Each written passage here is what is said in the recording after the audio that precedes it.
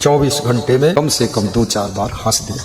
लोगों को हंसी आती ही नहीं, ना जाने क्यों मुंह ऐसा बना बना कर बैठते हैं। कैसा मुंह बना कर बैठते हैं, जैसे भालू का मुंह। लाठी लेकर भालू आया छम छम छम, और ढोल बजाता मेढक आया ढम ढम ढम। थोड़ा हंसो, ये दुनिया तो जैसी की तैसी चलती रहेगी, और ज्यादा इस दुनिया से प्रभावित होगे, दुखी होगे तो दुनिया तो जैसी की तैसी है, लेकिन तुम्हारी भी ऐसी की तैसी कर देगी ये दुनिया। इसलिए हंस करके जीना सीखो। जो घर है उसी में खुश रहो, जो कपड़े हैं उसी में खुश रहो, जो गाड़ी है उसी में खुश रहो, जो साड़ी है उसी में खुश रहो। और सवेरे उठकर मेहनत करो और रंग बदलने के लिए कोशिश करो कि हम घर भी बदल कर नया बनाएंगे, गाड़ी भी बड़ी लाएंगे और सब कुछ उन्नति करेंगे, ताल ठोक कर जुट जाएंगे। ये मन बड़ा चंचल है, इसको कैसे बस में करो। ये समस्या केवल अर्जुन की नहीं है, ये समस्या पूरे विश्व के नर नारियों की है, जिसमें कि विद्यार्थियों का मन कुछ अधिक ही चंचल रहता है। और मन की गति है कि जहाँ लगना चाहिए वहाँ लगता नहीं है, और जहाँ जरूरत नहीं है उधर ही बार बार भागता है। कितने लोग अपने ही मन से बहुत परेशान हो चुके हैं, मन में बहुत अवगुण भी है। कभी ये मन सोचता है कि पूरी दुनिया हमारी होनी चाहिए, कभी मन सोचता है ये दुनिया सब बेकार है, छोड़कर भाग जाऊं कहीं।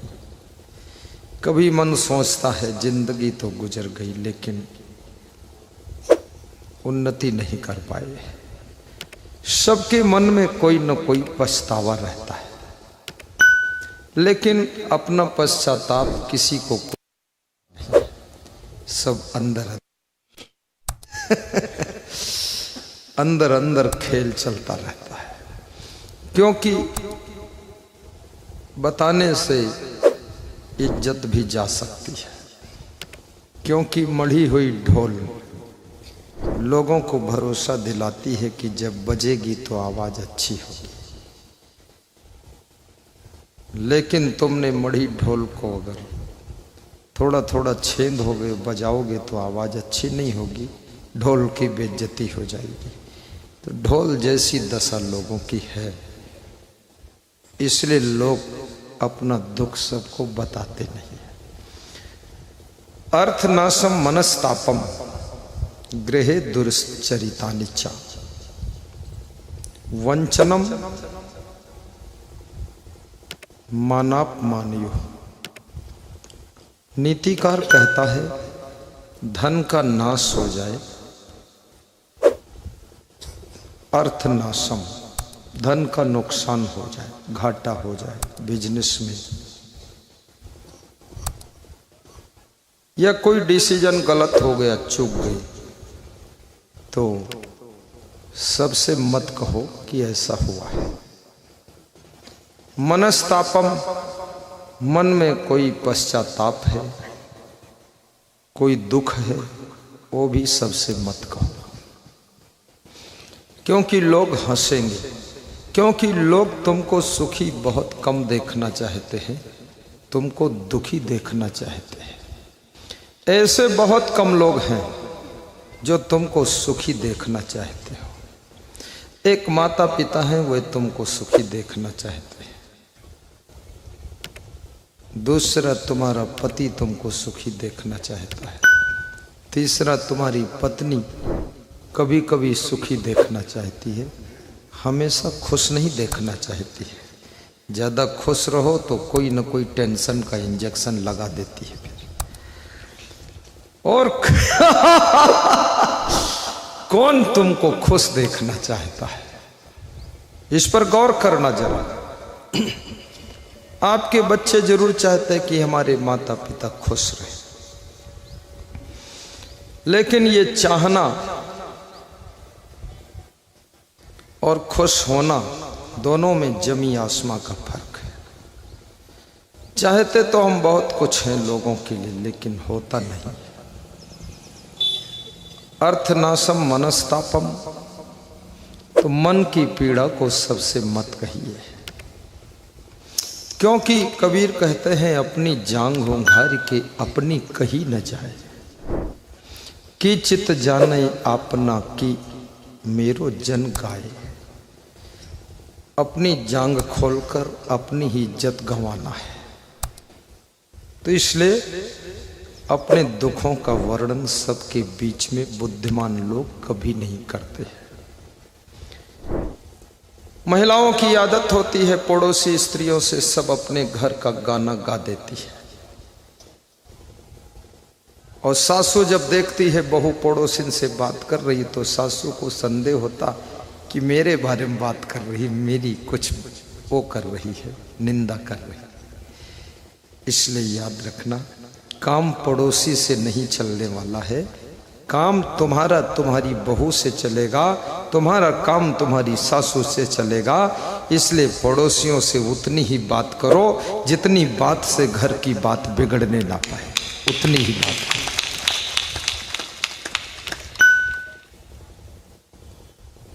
गृहे दुश्चरितानि च, और नीतिकार कहता है घर में कोई गड़बड़ है तो उसको बाहर किसी को बताओ मत। सबके घर में थोड़ा थोड़ा गड़बड़ होता रहता है। कोई ड्रिंक ले लेता है कभी कभी, और कोई बहू थोड़ा रूठ जाती है, 2-4 दिन मुंह फुलाए रहती है, और कोई बहू रूठ जाती है और फिर उठ जाती है और मायके वापस चली जाती है। लेकिन बताना मत कि रूठ गई है, बता दीजिए उसकी माँ थोड़ा सा बीमार थी इसलिए गई है। नहीं तो पड़ोसी उसके नंबर पर फोन करेंगे कि अब तू मत आना, इनको ठीक ही कर दो पूरा, और बहका देंगे। बहकाने वालों की कमी नहीं है दुनिया में, और बहके हुए व्यक्ति को सही रास्ता बताने वाले संसार में ढूंढो तो भी मिलने वाले नहीं है, मिलने वाले। बहकाने से घर बिगड़ जाता है, बहकाने से ग्रुप बिगड़ जाता है, बहकाने से संगठन बिगड़ जाता है, बहकाने से याद रखना बहुत बड़ा परिवार भी बिखर जाता है। मंथरा के बहकाव में आकर के ही कैकेयी की बुद्धि ऐसी हो गई थी कि राम को वनवास दिला दिया। अन्यथा कौशल्या से अधिक कैकेयी राम को मानती थी, लेकिन मंथरा की बातें कैकेयी के मन को उथल पुथल कर देती है। पुरुषों में भी मंथरा होता है कोई कोई, महिलाओं में मंथरा होती है कहीं कहीं, और रिश्तेदारों में भी मंथरा मिल जाती है, और साधुओं में भी मंथरा कोई कोई साधु होता है, गड़बड़ मचा देता है। इसलिए बाहरी साधु अपने साधुओं में कम घुसेड़ो, नहीं तो मंथरा बनकर आएगा, तुम्हारी जमात को खड़बड़ कर देगा। मंथरा बहुत खतरनाक होती है। मंथरा का मतलब है जो मन को थरथरा दे, कपा दे, वही मंथरा है। कैकेयी का मतलब है जो कई के कहने में आ जाए, वो कैकेयी है। सुमित्रा का अर्थ है जो सुंदर मित्रता का निर्वहन करे, वो सुमित्रा है। और कौशल्या का अर्थ है जो कुशलता के साथ में हर कार्य को सफल करे, वही तो कौशल्या माँ कहलाती। राम वही है जो सबके घट में रम रहा है। लक्ष्मण वही है जिसके मन में विशेष लक्ष्य है, वही लक्ष्मण है। जो काम क्रोध के शत्रुओं का हनन करता वही शत्रुघ्न है। जो प्रेम और भक्ति से भरा हुआ है वही भरत लाल है, वही भरत लाल है। और 10 इंद्रियों का रथ लेकर चलने वाला ये शरीर दशरथ है। परिवार के विरोध के बीच में भी जो भक्ति को छोड़ता नहीं है उसी का नाम विभीषण है। जो हमेशा अहंकार में गरजता रहता है वही तो मेघनाद है। जो किसी के समझाए से न समझे, मंदोदरी ने समझाया तो भी नहीं समझा, कुंभकर्ण ने समझाया तो भी नहीं समझा, और विभीषण ने समझाया तो भी नहीं समझा, वही तो रावण होता है जो किसी के समझाने से समझता ही नहीं है और विनाश की रचना कर देता है। और जो आलस्य और नींद से भरा हुआ है उसी का नाम कुंभकर्ण है। हनुमान जिसने अपने मान अपमान अभिमान को हनन कर दिया, जिसको मान अपमान से संबंध नहीं, अभिमान से कोई रिश्ता नहीं, भगवान की सेवा से ही जिसका नाता है वही हनुमान है।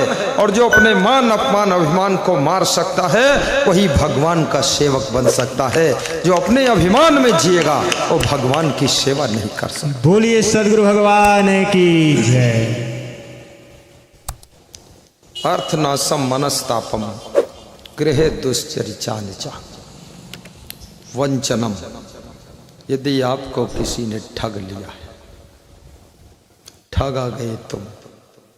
बड़े बड़े लोग ठगा जाते हैं। ठग जो है बुद्धिमान से भी अधिक बुद्धि रखता है और ठगों की कलाएं भी बड़ी विचित्र होती है। और ठगाने के बाद लोग बुद्धिमान बन जाते हैं, लेकिन तब तक ठग जो है नया फार्मूला लेकर आता है। ठग भी समझ गया कि अब पुराना फार्मूला काम नहीं करेगा, अब नया कोई फार्मूला लागू करना पड़ेगा।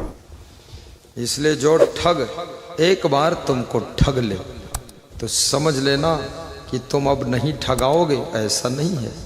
बस ठग को तरीका बदलना पड़ेगा और तुम फिर ठगा जाओगे। कितने लोग जिंदगी भर ठगाते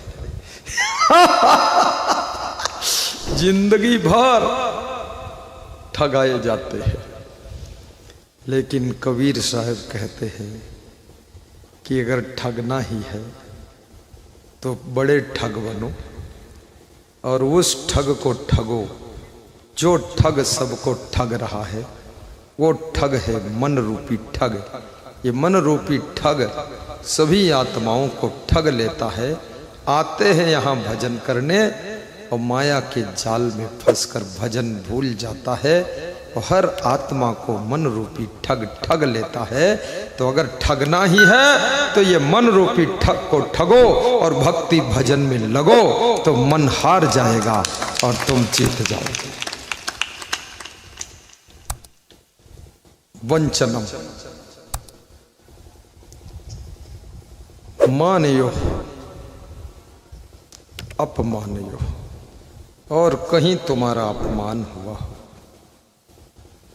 किसी को कहना मत कि मेरा ससुराल में अपमान हुआ है, मत कहना। क्योंकि जहां सम्मान होता है वहीं अपमान होने की संभावना रहती है और जहां सम्मान जीरो है वहां अपमान की गुंजाइश भी खत्म हो गई। इसलिए सम्मान में खतरा है, वहीं अपमान पैदा हो सकता है। अगर सम्मान मिले तो ज्यादा सावधान रहना चाहिए और सम्मान जिनको नहीं मिलता उनको तो बस ठीक है, जैसे चल रहे हैं रामलाल को चलने दो वैसे ही। लेकिन सम्मान सचेत करता है कि अब ज्यादा सावधान हो जाए, क्योंकि जरा सा डगमगाए तो सम्मान के पीछे अपमान खड़ा हुआ है। इसलिए दुनिया में जिनका बहुत सम्मान हुआ उन्हीं का अपमान हुआ, वे सावधान नहीं रहे तो उन्हीं का घोर अपमान हुआ। इसलिए सम्मान पाने वालों को, माला पहनने वालों को, साल ओढ़ने वालों को, तिलक लगवाने वालों को ज्यादा सावधान रहना चाहिए। अभी तो माला पहनाया गया है, सावधान नहीं रहोगे तो भाला चलेगा। फिर याद रखना, ये तिलक खोपड़ी गंजी कर दी जाएगी। ये सच है, कटु सत्य है। ये साधु संत का जीवन बहुत सावधानी का जीवन है।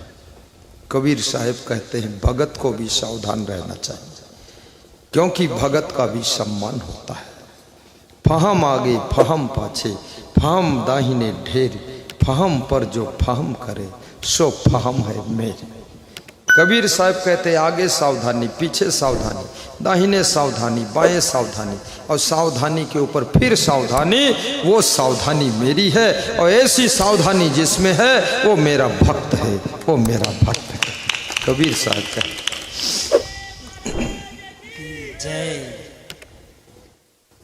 हर व्यक्ति को सावधान रहना चाहिए। महिलाओं को बहुत सावधान रहना चाहिए। जब से माँ बन जाओ तो ज़्यादा सावधान हो जाओ, क्योंकि अब तुमको कोई माँ कहने वाला जन्म ले चुका है। अब तुम्हारे पैर छूने वाला कोई तुम्हारे द्वारा पैदा हुआ है। अब तुम जरा सावधान रहो। अब वो अंग्रेजी चाल छोड़ दो, हिंदी चाल चलो और जिस दिन बहू बन जाओ उसी दिन से थोड़ा सा बदलाव ले आइए। अभी तक तुम बेटी थी, लाडली थी, गोद में पल रही थी, अब बहू बन गई हो। माँ की गोद से अब तुम्हारा ट्रांसफर सासू के आंगन में हुआ है। अब कृपया माँ जैसी गलतियां यहां मत करिए। माँ से 1000 बार तुम रूठ जाओ तो माँ तो गले लगा लेती थी, लेकिन यहाँ सासू ऐसी है फिर तुम्हारी सांस बंद कर देगी। इसलिए बहुओं को बहुत रूठना नहीं चाहिए। आंगन में दौड़ दौड़ कर काम कीजिए। गुणवान बहू बनी है। रूपवान जो है सो है, रूप ठीक है। इसमें जितनी स्त्रियां हैं सब रूपवान हैं, जितने पुरुष हैं सब रूपवान हैं। कोई का रूप कम नहीं है, सबका रूप सुंदर है। लेकिन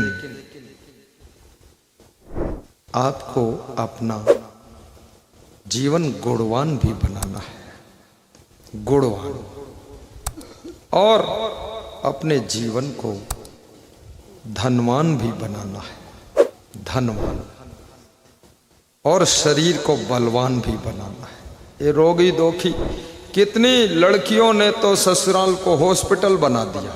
इतना रोग पाल के बैठी है, टेढ़े टेढ़े चलती है, रोज बताती सिर में दर्द, कमर में दर्द, रीढ़ में दर्द, घुटनम दर्द, दर्दम दर्द, पेटम दर्द, आंखम दर्द, दांतम दर्द, और इतनी दर्द कि पूरे घर की दीवालों में दर्द पैदा कर दिया। अरे ये हॉस्पिटल है कि काम करने का स्थान? कितना साधु भी आलसी है, उसके भी बहुत दर्द होता है। पड़ा रहता है, खा लेता है, फिर बताता है ये दर्द वो दर्द। अरे दौड़ो, काम करो, सारा दर्द खत्म हो जाएगा। याद रखना, दर्द की दवाई मेहनत है, कहीं दर्द होगा नहीं। और दर्द की दवा, हंसना भी दर्द की दवा है। 24 घंटे में कम से कम 2-4 बार हंस दिया करो। लोगों को हंसी आती ही नहीं, ना जाने क्यों मुंह ऐसा बना बना कर बैठते हैं। कैसा मुंह बना कर बैठते हैं? जैसे भालू का मुंह। लाठी लेकर भालू आया छम छम छम, और ढोल बजाता मेढक आया ढम ढम ढम। थोड़ा हंसो। ये दुनिया तो जैसी की तैसी चलती रहेगी, और ज्यादा इस दुनिया से प्रभावित हो गए, दुखी हो गए, तो दुनिया तो जैसी की तैसी है, लेकिन तुम्हारी भी ऐसी की तैसी कर देगी ये दुनिया। इसलिए हंस करके जीना सीखो। जो घर है उसी में खुश रहो, जो कपड़े हैं उसी में खुश रहो, जो गाड़ी है उसी में खुश रहो, जो साड़ी है उसी में खुश रहो, और सवेरे उठकर मेहनत करो और रंग बदलने के लिए कोशिश करो कि हम घर भी बदल कर नया बनाएंगे, गाड़ी भी बड़ी लाएंगी, और सब कुछ उन्नति करेंगे। ताल ठोक कर जुट जाएंगे। बोलो सद्गुरुदेव की जय। तो धनवान भी बनो और महान भी बनो। महान बनना बहुत जरूरी है। हजारों में बाजारों में तुम एक अलग चमक जाओ। महान भी बनो, और महान के बनने के लिए महान कार्य करना पड़ेगा। ऐसे कोई थोड़े महान बन जाए, महान कार्य करो। और चरित्रवान भी बनो। अपने चरित्र की रक्षा करो। जन्म से तुमको सुंदर चरित्र मिला है, जन्म से तुमको मुस्कान मिली है और जन्म से तुमको हंसने की कला मिली है। बचपन में कितना हंसते थे, आज तुम्हारी हंसी कहाँ चली गई, मुस्कान कहाँ चली गई। जब जब दर्पण तुम देखते हो तो दर्पण के सामने बिना कारण भी तुम थोड़ा मुस्करा देते हो। कोई भी दर्पण देखता, मैं उसको देखता हूँ, ओठे खोल देता है, थोड़ा मुस्करा कर देख लेता कि मैं ठीक दिख रहा हूँ, और दर्पण से दूर हटने के बाद फिर ओठे सुई धागे से सिल देता है, ऐसे मुंह बना के बैठ जाता है। मंद मंद मुस्कान रहनी चाहिए। लेकिन ये मुस्कान गई क्यों, ये खुशी गई क्यों? जितनी तुमसे गलतियां होंगी खुशियां कम होती चली जाएंगी।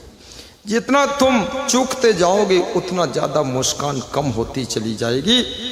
जिंदगी भर मुस्कुराने के लिए और जिंदगी भर हंसी खुशी बनाए रखने के लिए याद रखना, गलतियों से बचना पड़ेगा।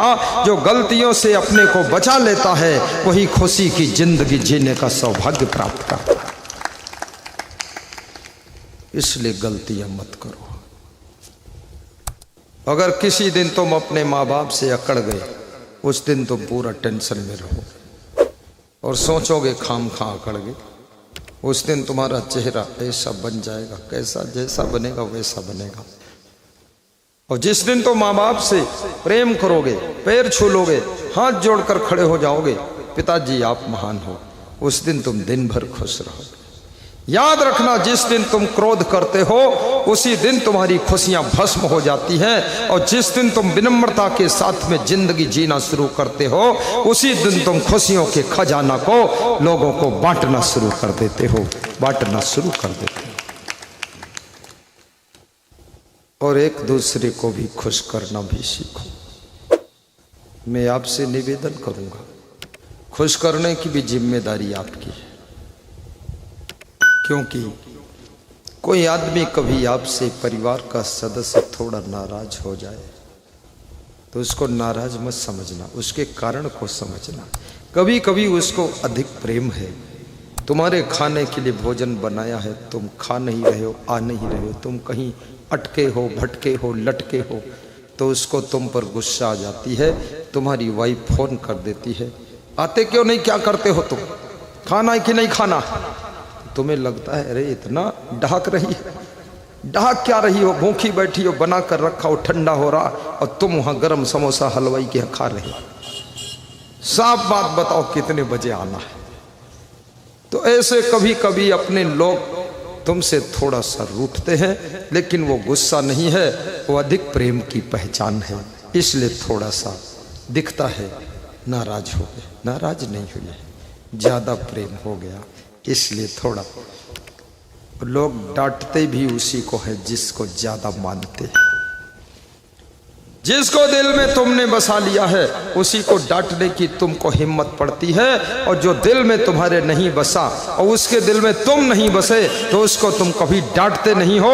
उससे तुम्हें डर लगता है, कुछ कह दूंगा तो पता नहीं क्या कर लेगा, बेवकूफ कहीं का, छोड़ो इसको, जैसा रहता वैसा रहने दो, नालायक को। तुम उससे डर जाते हो। इसलिए कभी तुम्हारी पत्नी डांट दे, ये मत समझना कि ये हमसे प्रेम नहीं रखती है। अधिक प्रेम में मंदोदरी ने भी रावण को डांटा था। प्रेम के कारण ही, याद रखना, भगवान राम ने एक बार लक्ष्मण जी को थोड़ा डांटा था। प्रेम में डांट भी होती है, अब प्रेम में प्रेम तो होता ही है। 2.5 अक्षर प्रेम का पढ़े सो पंडित होए, पोथी पढ़ी पढ़ जग मुआ, पंडित हुआ न कोई। पोथियां पढ़ लो, पंडित नहीं कहलाओगे, लेकिन प्रेम को समझ लोगे तो उसी दिन महापंडित बन जाओगे। प्रेम को समझना बहुत कठिन है। प्रेम के अनेक रूप होते हैं, और जिसके घर में प्रेम है, कबीर साहब ने एक बहुत बड़ी बात कही है कि शक्लो दुर्मत दूरी करो, अच्छा जन्म बनो। अपने शरीर को भी अच्छा बनाइए लेकिन अपने जीवन को भी अच्छा बनाइए और अपने घर मकान को भी अच्छा बनाइए, अपनी गाड़ी को भी अच्छा बना कर रखिए और कपड़े भी अच्छे धुल करके ठीक ठाक पहनिए।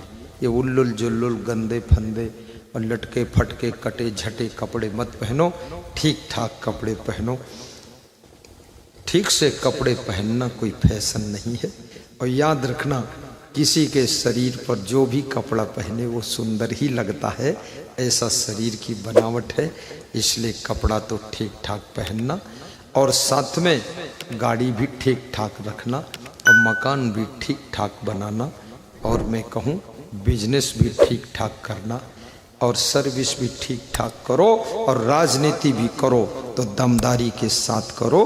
ये थोड़ा थोड़ा राजनीति से काम नहीं चलेगा, करना है पूरी दमखम के साथ राजनीति के अखाड़े में कूदिए और फिर मिनिस्टर भी बनिए जा करके। ये कुनमुन नहीं करना है।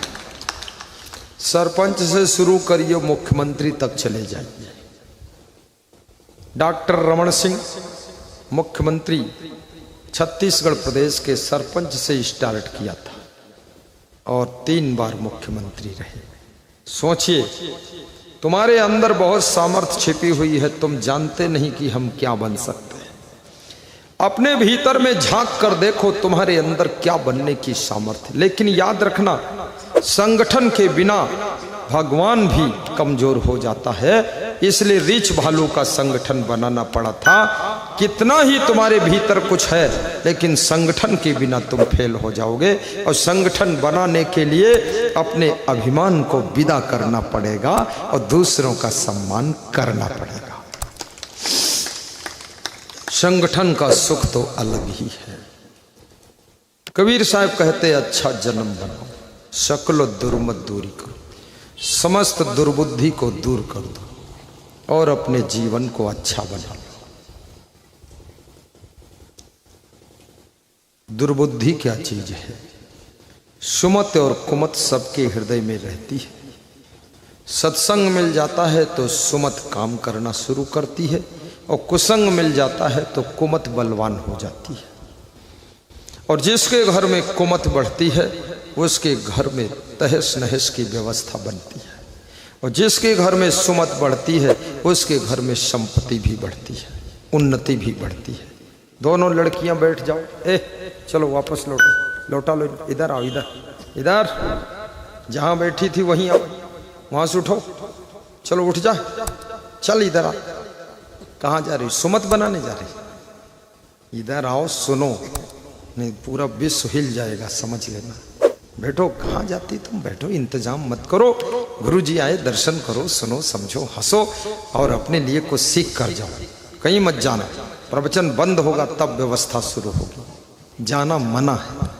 दो उठ के जाओगे तो क्या होगा? जो होगा सो होगा, हमें होगा, तुम्हें कुछ नहीं होगा। हमें ये होगा कि प्रवचन ठीक नहीं कर रहा हूँ इसलिए 2 उठ गई।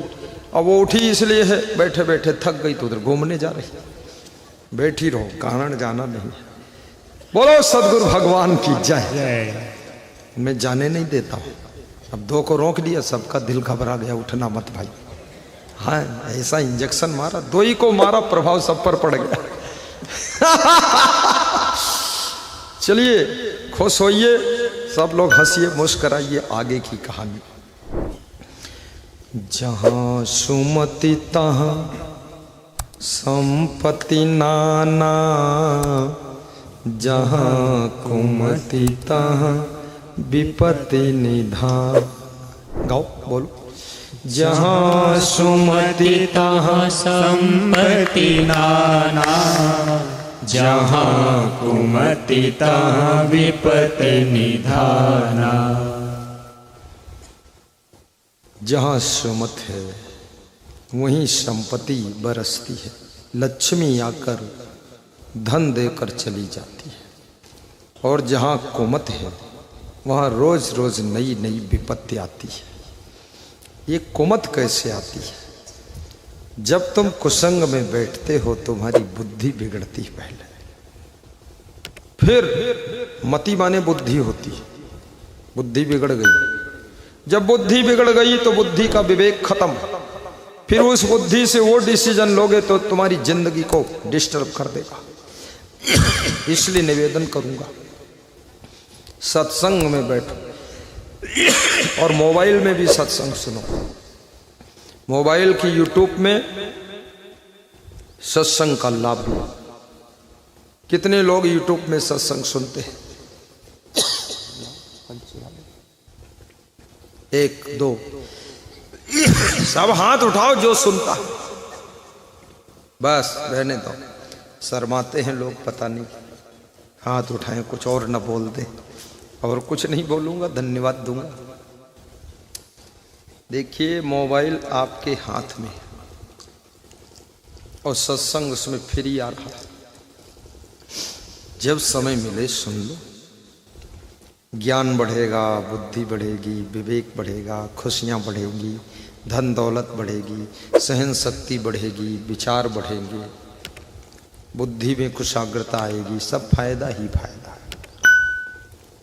राम सत्संग सुनते थे, इसीलिए तो भगवान बन गए। सत्संग इंसान को इंसान को भगवान बना देता है, महान बना देता है।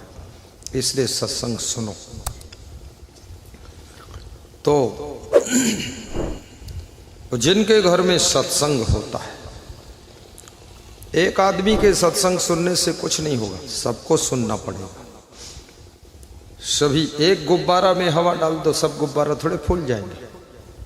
सब में हवा डालना पड़ेगा, तब गुब्बारा सुंदर लगेंगे। तो सबको सत्संग सुनना चाहिए, सासू को भी।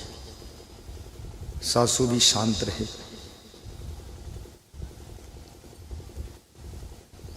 एक सासू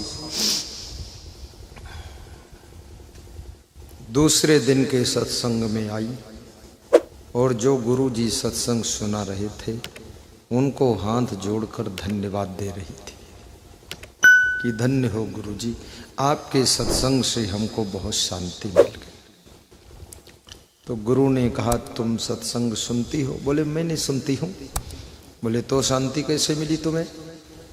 बोले कल के सत्संग में हमारी बहुएं आई थी, 4 बहुएं, और वे कल का सत्संग सुन करके चेंज हो गई और उनमें जो बदलाव आया तो शांति हमको मिल गई। ओहो, बहुओं में बदलाव आया तो सासू को शांति मिली है। और सासू अगर सत्संग सुन ले तो सासू में बदलाव आए तो चारों बहुओं को भी शांति मिल सकती है। याद रखना, तुम्हारी अशांति का कारण भी तो कभी बहू के कारण तुम अशांत हो, कभी सासू के कारण अशांत हो, कभी बेटा के कारण, कभी बेटी के कारण, कभी माँ बाप के कारण, कभी दादा दादी के कारण, कभी पति के कारण, कभी पत्नी के कारण। इसलिए सबको सत्संग सुनना चाहिए ताकि सबके सुधार होने से सबको शांति आनी चाहिए। ऐसे हो सत्संगत की महिमा बड़ी, आए कर लो घड़ी 2 घड़ी। तो जिसके घर में सुमत है उसके घर में सुख शांति है, याद रखना। और जिसके घर में कुमत है उसके घर के काम सब बिगड़ते हैं, आपस में सलाह नहीं होती है। कैसे बिगड़ते हैं काम? किसी गांव में एक शिक्षक रहता था। शिक्षक स्कूल में रोज पढ़ाने जाता था, पेंट शर्ट पहन कर जाता था। बहुत कम शिक्षक ऐसे हैं जो पाजामा कुर्ता पहनकर पढ़ाने जाते हैं। तो विद्यार्थियों ने एक दिन कहा कि शिक्षक महोदय, पेंट शर्ट में रोज आप आते हैं, एक दिन पाजामा कुर्ता पहन कर आइए तो आपको हम लोग देखें आप कैसे लगेंगे। तो शिक्षक ने कहा कल पहन कर आ जाऊंगा। शिक्षक स्कूल से वापस लौटा और कपड़े की दुकान से कपड़ा खरीद कर टेलर को नाप दे दी। टेलर के हाथ से सिल करके पाजामा कुर्ता सवेरे आ गया। शिक्षक जब पहनकर खड़ा हुआ पाजामा कुर्ता, तो टेलर की भूल के कारण पाजामा 4 अंगुल लंबा हो गया था, तो जमीन में घसीट रहा था। तो शिक्षक ने पाजामा उतारा और अपनी माँ को दिया कि माँ 4 अंगुल पाजामा काट कर मोड़ कर सिल देना, ये टेलर की गलती हो गई है। माँ उस समय गुस्सा में थी। सबका मूड अलग अलग समय में अलग अलग होता है। हर आदमी हर समय खुश नहीं रहता, थोड़ा उसका मूड भी देख लो क्या मूड है। कितने लोगों का मूड तो ज़्यादा ही खराब ही रहता है, कितने लोगों का 10 मिनट मूड खराब है तो आधा घंटे ठीक भी रहता है। बड़ा संसार मूडी डूडी है। और मूड परखना आ गया तो आप सफल हो जाओगे। अब मूड परख नहीं पाए और उसका मूड खराब चल रहा, तुमने अपनी फाइल घुसेड़ दी तो फाइल कैंसिल कर देगा। इसलिए मूड को पहले बनाइए, मौसम बनाना पड़ेगा, मूड का मौसम। तो माँ ने पाजामा फेंका तो पाजामा धूल में गिरा जाकर। पाजामा में सब धूल मिट्टी लग गई और माँ ने कहा मेरे पास काम लेकर आते, तेरी बहन बैठी उससे नहीं करवा सकते। शिक्षक पाजामा उठाया बहन के पास ले गया कि बहन जी, टेलर की भूल से पाजामा 4 अंगुल लंबा हो गया है, काट कर मोड़ कर सिल के रख देना। बहन का मूड भी उस समय ठीक नहीं था, क्योंकि जब मूड बिगड़ता है ना तो कई लोगों का मूड साथ में बिगड़ता है। बहन ने पाजामा उठाया फेंका तो जूठे बर्तनों में गिरा जाकर। बहन भी मूडी डूडी थी। बहन का मूड कब शांत होता है पता है आपको? 2-4 बार ससुराल से राउंड ले लेती है तो मूड सही हो जाता है, नहीं तो मूड बिगड़ ही रहता है। भाई पर गुस्सा बहुत रहती है। ससुराल में जा करके धक्का मुक्की झेल लेती तो लगता है मेरा भाई अच्छा है। पाजामा जूठे बर्तनों में गिरा। शिक्षक ने उठाया और अपनी पत्नी के पास ले गया। अब आखिरी स्टेशन पर पहुंच गया। पत्नी का मूड कुछ ज्यादा ही खराब था उस दिन। पत्नी ने पाजामा फेंका तो नाली में गिरा जा करके। वो जो गंदी नाली में पानी बहता है, पाजामा गंदा हो गया। शिक्षक के आंखों में आंसू आ गए। पाजामा उठाकर खूंटी पे टांग दिया और शिक्षक आंसू पोंछकर पैंट शर्ट पहनकर स्कूल चला गया। स्कूल में मुस्करा कर पढ़ा रहा था। पीरियड समाप्त हुआ। विद्यार्थियों ने पूछा शिक्षक जी कुर्ता पाजामा क्यों पहनकर नहीं आए? शिक्षक ने अपने घर की कथा व्यथा नहीं सुनाई। शिक्षक ने कहा अभी रेडी नहीं हुआ पाजामा, इसलिए पहनकर नहीं आया। घर में कोई कथा व्यथा हो तो बाहर मत बताओ, बाहर का काम मुस्करा कर करो।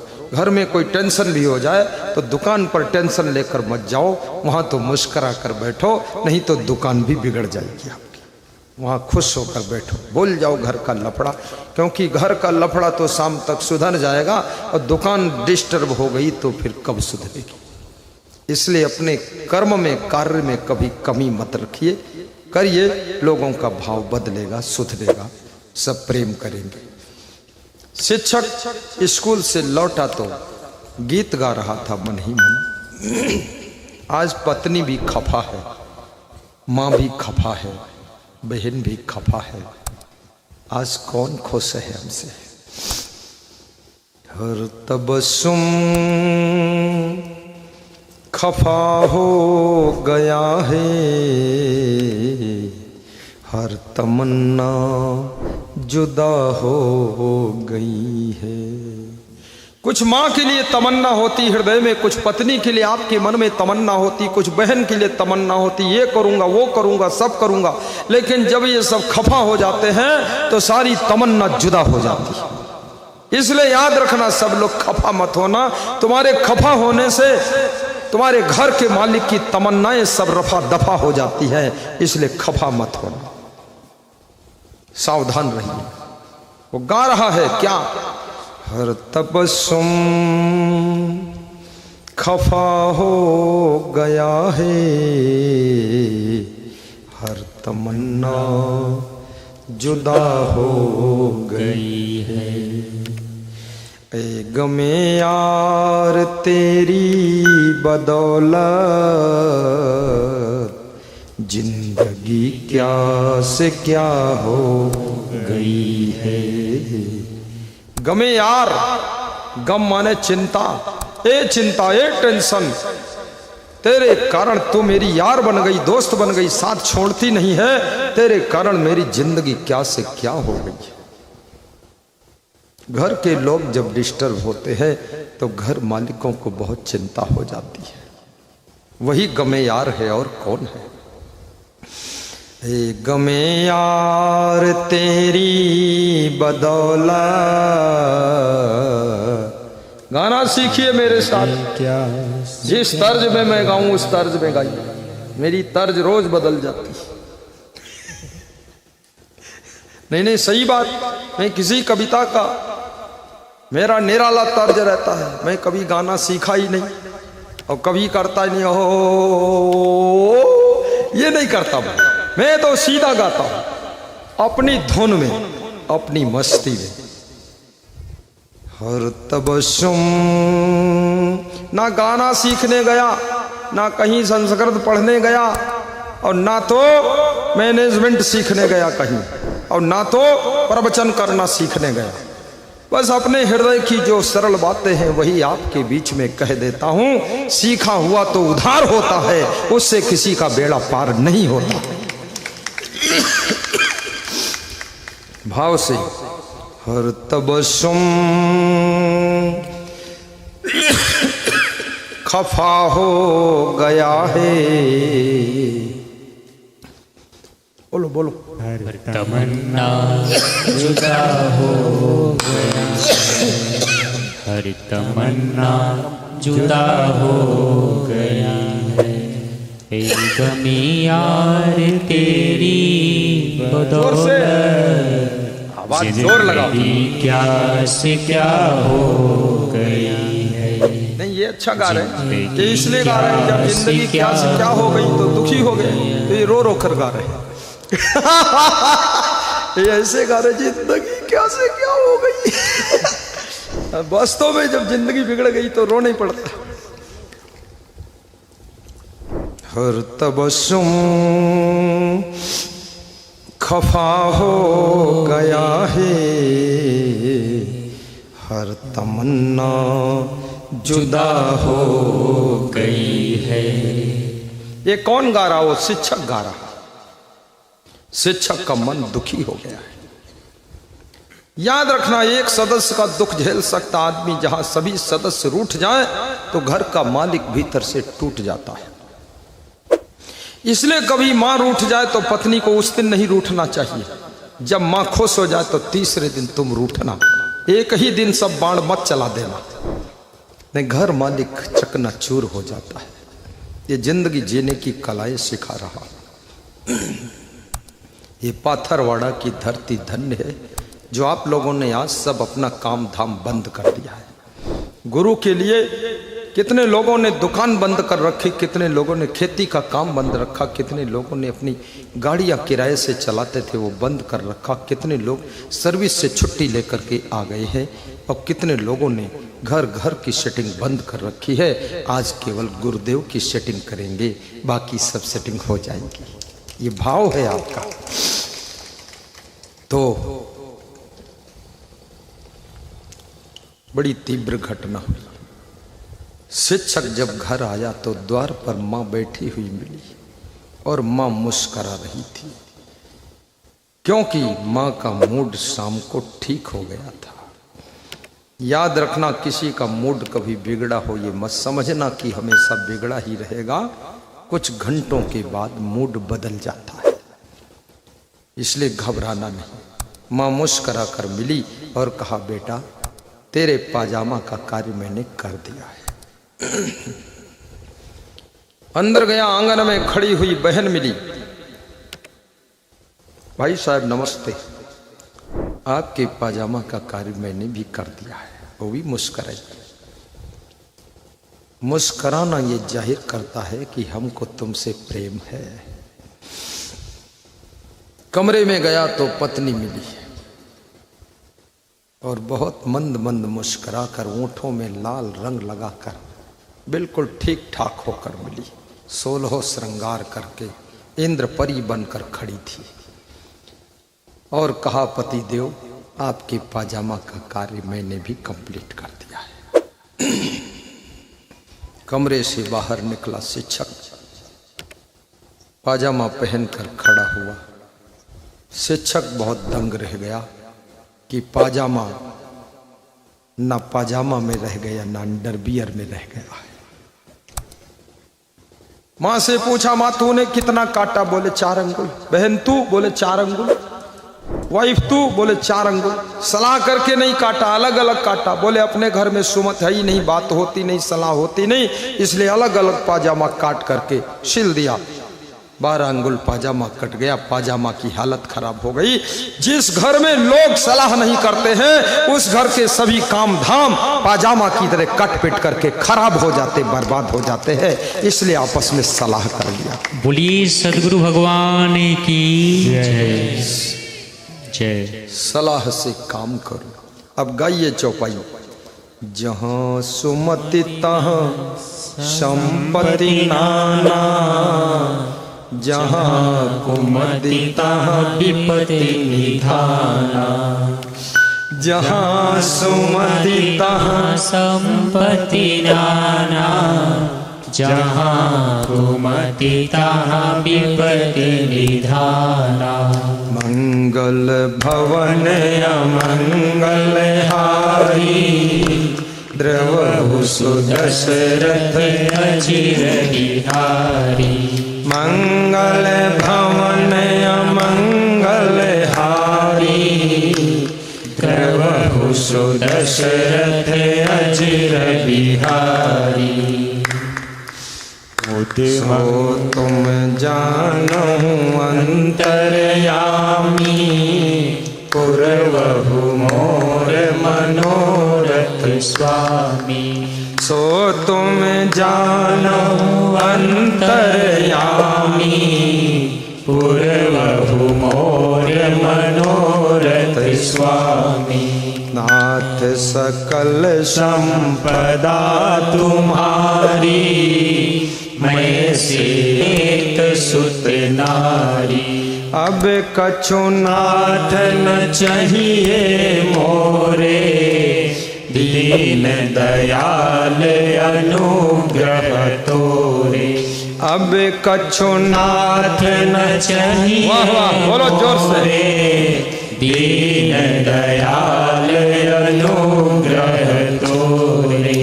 फिरती बार मोहि जो देवा, सो प्रसाद मई सिर धरि लेवा। फिरती बार मोहि जो देवा, सो प्रसाद मई सिर धरि लेवा।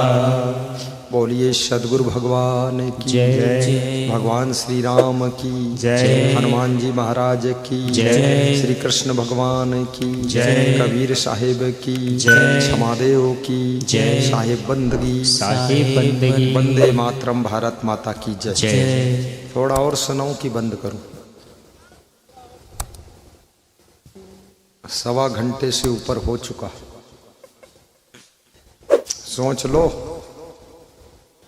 सुरेश सोनी से नहीं पूछूंगा, उधर देखूंगा भी नहीं तो वो तो जानते क्या, इतनी बड़ी व्यवस्था किया है तो पूरा 3 घंटे बाद छोड़ेंगे। आज फोन किया सुबह, बोले मध्य प्रदेश में आज कहीं प्रोग्राम मत देना मत, यहीं रहना है। इतना प्रेम है कि तुम न जाओ छोड़ हमें, यहीं रहो, ऐसी भावना। मौसम अच्छा है, यहाँ भी सोया जा सकता है। व्यास गादी पर मैं सो जाऊंगा और साधु लोग नीचे सो जाएंगे, तुम लोग अपने अपने घर में सो जाओगे। अच्छा बन जाएगा। साहिब बंदगी। साहिब बंदगी। तो आपके पास में 3 चीजें हैं। एक तो शरीर है, दूसरा मन है, तीसरा आत्मा है। ये शरीर स्वस्थ रहना चाहता है, ये मन मस्त रहना चाहता है, और ये आत्मा शांति चाहता है। देखो तीनों की अलग अलग मांग है। शरीर स्वस्थ ना हो तो तुम दुखी हो जाते हो, और मन मस्त ना हो तो तुम चिंतित हो जाते हो।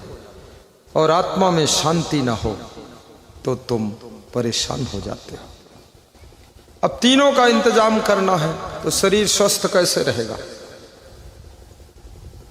भोजन कम खाओ, पानी ज्यादा पियो। ज्यादा मतलब इतना ज्यादा नहीं कि कुछ और गड़बड़ हो जाए, कम से कम 6-7 लीटर दिन भर में पियो। और भोजन चबा चबा कर खाओ, धीरे धीरे खाओ। भोजन के समय जल्दी मत करो और गहरी नींद लो। 7 घंटे से कम सो मत। अब नींद ये भी नहीं कि चोरी हो रही तुम सो रहे, तब उठो, चोर भगाओ, पकड़ो। और कहीं ट्रेन पकड़ना, तुम कहे तो गुरुजी ने बताया था गहरी नींद लो, 7 घंटे की नींद लो, अब ट्रेन छूट जाएगी तो उस दिन मत लो, ट्रेन में सो लेना, चले जाओ। मतलब ये सब थोड़ा कंडीशन भी समझो। जिंदगी कंडीशनल लाइफ है। और एक काम और करना पड़ेगा, थोड़ा शरीर का व्यायाम भी करो। चाहे खेत का काम हो, मोटा काम हो या योगा हो, कुछ कर लो थोड़ा सा। और नेक्स्ट बात, थोड़ा संयम नियम भी रखो। संयम नियम, क्योंकि आपके शरीर में जो रजबीर है यही शरीर का राजा है। इसकी मात्रा जब एक लिमिट से कम हो जाती है तो शरीर बीमार होना शुरू कर देता है। इसका एक सुनिश्चित लेवल होता है, उस लेवल तक इसको रखना ही पड़ेगा। अगर ये राजा कमजोर हो गया, शरीर का राजा, तो याद रखना फिर आपका शरीर कंट्रोल नहीं होगा। नेक्स्ट, अब मन मस्त कैसे रहे? हर कार्य को कोशिश करो को before the management in life. आपकी जिंदगी का जो मैनेजमेंट है उसको बिफोर कीजिए, पहले से सेटिंग रखिए। ये नहीं उस समय हड़बड़ी करना, तो आप निश्चिंत रहोगे। जो लोग पहले से मैनेजमेंट नहीं करते ना, वो लोग चिंतित होते, टेंशन में पड़ते। जैसे मैं सत्संग कर रहा था औरैया जिले में गत वर्ष, तो गाजियाबाद में उनकी फैक्ट्रियां है, ये गैस चूल्हे बनाने की फैक्ट्रियां 4-5 भक्तों की, वो 8 भाई है। तो एक लेडीज ने पारिवारिक क्लास लिया, तो लेडीज बोली कि 4 लड़कियों की शादी है, ये भी तो चिंता की बात है। तो घर मालिक जो था उसने कहा ये तो बिल्कुल चिंता की बात नहीं, क्योंकि जिस दिन से इनका जन्म हुआ है उसी दिन से मैंने इनका अकाउंट खोल दिया और इनके खाते में पैसा पड़ा हुआ है। 18 साल की होंगी तब 18 लाख इकट्ठा हो जाएगा। इनकी शादी हुई पड़ी है, पैसा सब इकट्ठा है, इनकी चिंता नहीं है। तो एक दूसरी लेडीज बोली हम इन्हीं कारण दुखी रहते। बोले दुखी होते क्यों हो, दुख की कोई बात ही नहीं है। घर मालिक बोला इतना सुख है, ना पैसा की कमी है, ना प्रेम की कमी है, ना धन की कमी, ना बिजनेस की कमी है, ना धर्म की कमी है, ना गुरु की कमी है, ना ज्ञान की कमी, ना सत्संग की कमी। अब तो सुखी जीवन जीने का अवसर आ गया है। इसलिए बेटियों के लिए प्रबंध भी पहले से बिफोर करिए, और बहू के आने से पहले मकान भी पहले से बना के रेडी करिए, कंप्लीट मकान करिए। बहू का अलग सुंदर बना दीजिए। ऐसा नहीं एक ही किचन में किचकिच हो रही है, ऐसा भी मत करिए, घर में सोने की जगह नहीं। अरे पूरी हिम्मत के साथ काम कीजिए, उन्नति कैसे नहीं होगी। और मन को आनंदित करने के लिए थोड़ा संतोष भी रखिए। कितनी व्यवस्था किया जाए लेकिन फिर भी कुछ कम रह जाती है, तो इसलिए संतोष भी करो। लास्ट में संतोष, गोधन गजधन बाजधन और रतन धन खान, जब आवे संतोष धन सब धन धूरी समान। इसलिए संतोष भी रहो। संतोष अमृत तृप्ता नाम तत्सुखम शांत चेतसाम, नच तद्धन लुब्धा नाम इतश्च एतश्च धाव ताव। संतोष रूपी अमृत का पान करो। हर महिला को भी संतोषी रहना चाहिए, पुरुषों को भी संतोषी रहना चाहिए, बच्चों को भी संतोषी रहना चाहिए। जिद मत करो कि यही होना चाहिए, ये जिद मत करो स्कूटी आनी ही चाहिए। आ जाएगी तो ठीक है, नहीं आएगी तो साइकिल तो है ही। ये भी जिद मत करो कि कार नहीं आएगी तो घर से भाग जाऊंगा। अरे क्या फालतू बात करते। माँ बाप ने जन्म दे दिया, सुंदर हाथ पैर है, मेहनत करो, उन्नति करो। कार क्या हेलीकॉप्टर ले आना, आप कौन मना करता है। ये माँ बाप की खोपड़ी पर रंदा क्यों चला रहे हो, हैरान क्यों कर रहे हो उनको? खूब विकास कीजिए। हमारे गुरुजी कहते थे हमने इतनी जमीन बना दिया है, इसमें तुम करो जितना करना है। बोले इसको पूरा फुल कर दो, तो उनकी 10 एकड़ की जमीन हमने फुल कर दिया प्रोग्राम से भीड़ करके। 15 एकड़ और बची, उसको भी फुल करना है। कह रहे थे इसको जिस दिन फुल कर दोगे मैं नहीं रहूंगा तो भी आत्मा खुश हो जाएगी। फुल करो, करो प्रोग्राम इतना बड़ा। ऐसे ही मन में संतोष भी रखो। अब आत्मा कैसे खुश होगी, आत्मा को कैसे शांति मिलेगी, ये सवाल जरा कठिन है। आत्मा ये अंदर का विषय है। जब मन ठीक है तन ठीक है। आत्मा तब शांति पाती है जब तुमको आत्मज्ञान, जगत का ज्ञान और सत्य ज्ञान और परमात्म ज्ञान, ईश्वर का ज्ञान, ठीक सत्य का बोध हो जाता है, तब आत्मा को शांति मिलती है। जिनको सत्य का बोध नहीं है, भूत प्रेत चुड़ैल मरही मसान नटवीर खबीस जिंद परिंद ओझा बैगा नाउत जंतर मंतर तंत्र टोना टंबर जादू साले साथी सनिचार मंगल टेढ़ा सीधा सगुन अपसगुन ढोंग ढकोसला आडंबर पाखंड मजार उजार के चक्कर में पड़े रहते। अरे कोई मर गया, उसको 4 दीवार बनाकर खड़ी कर दिया, उस पर हरी चादर डाल दिया, बताते मजार है। अभी इसके पास जाते लोग माथा ठोकते रहते कि तुम ही कुछ कर दो। जिंद परिंद कुछ नहीं, फालतू काम है, सत्संग सुनो, मन को सुधारो, सब जिंद परिंद भूत प्रेत अपने आप भाग जाएंगे। भूत पिशाच निकट नहीं आवे, महावीर जब नाम सुनो। आपका हनुमान जैसा देवता, इतना बजरंग बली मजबूत देवता है, उसका नाम बोलने से भूत पिशाच भाग जाते हैं। और भूत पिशाच फिर सोचो ये है क्या? शरीर मर गया, दफन हो गया, आत्मा दूसरी जगह जन्म ले लिया, तो बीच में तीसरी कौन चीज बची जो भूत बन गई, प्रेत बन गई, चुड़ैल बन गई? कोई चीज बची ही नहीं। भूत का मतलब होता है बीता हुआ, जो पहले था लेकिन अब नहीं है, उसको भूत कहते हैं। जो मर गया वो भूत है। भूत प्रेत का, चुड़ैल का मतलब ये नहीं कि मर करके भूत प्रेत की कोई योनि होती है, भूत प्रेत बनकर पैदा होगा। अगर भूत प्रेत भी आदमी होते तो उनमें भी वोटिंग होती, सिटिंग होती, चुनाव होता, प्रधानमंत्री बनते, वो भी लेटरिन जाते, उनसे शौचालय बनाना पड़ता, दुनिया भर का झंझट, उनके लिए अलग सड़क बनती। ये भूत प्रेत कहाँ? इसलिए भूत प्रेत के चक्कर में मत पड़ो। ये बाहर की हवा लग गई, अरे हवा कोई हवा नहीं, पंखा हवा लगे बस ठीक है। हवा लगती, कितनी लेडीजों के ऊपर बड़ा भूत प्रेत चुड़ैल देवी आती है, वो ऐसा झूमती है, पटक पटक कर गिरती है, वो आंखें बड़ी बड़ी निकालती है। ये सब फालतू ढोंग मत बचाओ, सब झूठा मामला है। घर में शांति से रहो, सबको खुश रखो। आत्मा का स्वरूप क्या है? आत्मा अजर है, अमर है, अविनाशी है, अखंड है, निर्विकार है, और आत्मा कभी मरती नहीं है, आत्मा कभी जन्म नहीं लेती है। ये शरीर जन्मता है, शरीर मरता है। आत्मा केवल शरीर को चेंज करती है और दूसरे शरीर को ऐसे धारण करती है जैसे तुम पुराना कपड़ा छोड़कर नया कपड़ा पहनते हो, ऐसे आत्मा पुराने शरीर को छोड़कर नए शरीर को धारण करती है। यह है आत्मा का स्वरूप।